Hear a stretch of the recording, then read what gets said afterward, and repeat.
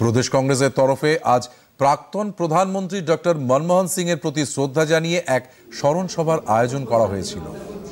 উপস্থিত ছিলেন এআইসিসির সম্পাদক ও পর্যবেক্ষক আসাফ আলী খান, প্রদেশ কংগ্রেস সভাপতি শুভঙ্কর সরকার, প্রদীপ ভট্টাচার্য, অমিতাভ চক্রবর্তী সহ অনেকে। এআইসিসির পর্যবেক্ষক আসাফ আলী খান ও প্রদেশ সভাপতি শুভঙ্কর সরকার ডক্টর মনমোহন সিং এর স্মৃতিচারণ করেন।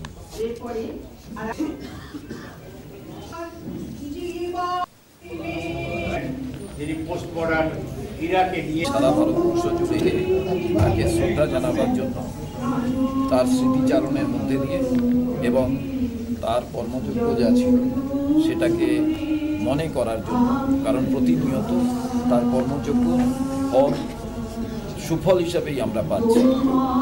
সেই ফলটা এমনই যে ভারতবর্ষের অর্থনীতি শক্ত বুনিয়াদের উপরে আজ দাঁড়িয়ে আছে।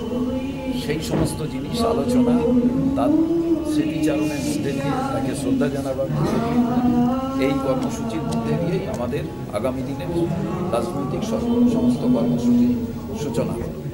मनमोहन सिंह जी का जो पॉलिसी था, मनमोहन सिंह का जो सोच था,